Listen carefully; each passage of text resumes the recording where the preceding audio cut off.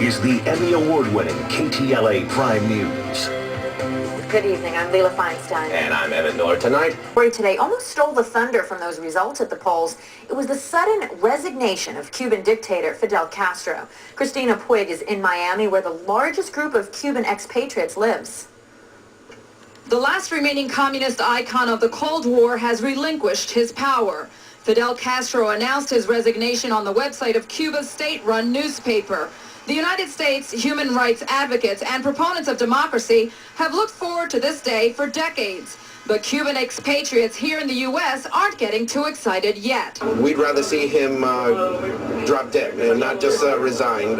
He caused a lot of pain, killed a lot of people. So resigning is not what we wanted. Castro has been grooming his brother Raul to take over for him. And Raul is a hardline communist as well. The same mafia. Raul and Fidel. That's the same thing. I think it's important that we keep the pressure on and that we call for democratic and freedom for Cuba. Eventually, this transition ought to lead to free and fair elections, and I mean free and I mean fair. Not these kind of staged elections that the Castro brothers try to foist off as being true democracy. Nevertheless, to many Cuban Americans, Castro stepping down is a sign of hope. We have been waiting for a long time, and he's out of power now. He has to be blamed for all the crimes committed through 50 years. In Miami, I'm Christina Puig. And earlier this evening, I spoke on the phone with the only U.S. newspaper correspondent reporting from Cuba, Ray Sanchez. He's the Havana bureau chief for our Tribune newspaper, the Sun Sentinel, and he discovered that we knew Castro was stepping down before most Cubans had even heard the news. If the streets of Havana today were unusually quiet for such an historic occasion, it's amazing how many people I spoke with and they hadn't heard the news until I informed them. This is a man who used to go on TV and talk for 4 or 5 hours, and now he hasn't been seen in public in 19 months.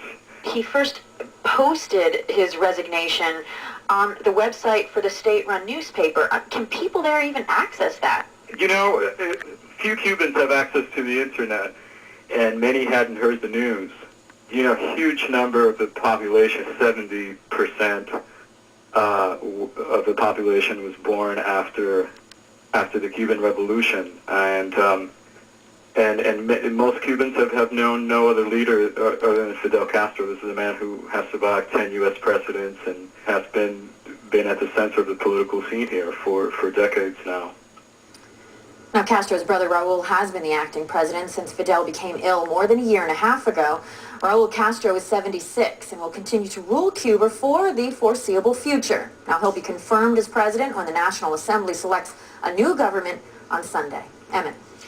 Leila, here in Southern California, many Cuban Americans told us they see today's news as a positive development. But as Janet Choi discovered, they're not yet ready to celebrate. A few Cuban Americans tried to be visibly enthusiastic about today's news, like these 4 elderly men in Echo Park. Viva Cuba Libre! But for most of Southern Californians, Cuban Americans, today was just business as usual. President of family-owned favorite Porto's Bakery in Burbank says words like resignation are simply superficial. We know that if his brother takes over, the chances of any significant change are probably pretty slim.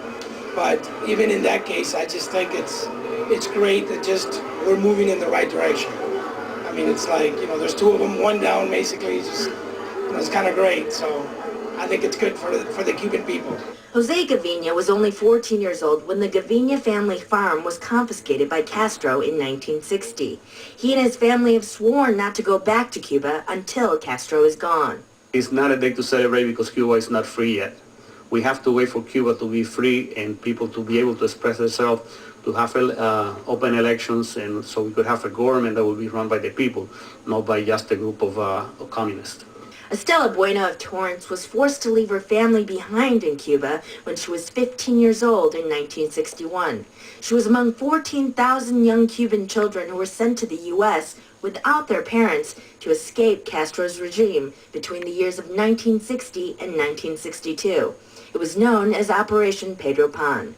Maybe this is the beginning of a change. I hope so. But as long as those two brothers are in power, it's going to be very hard. Janet Choi, KTLA News.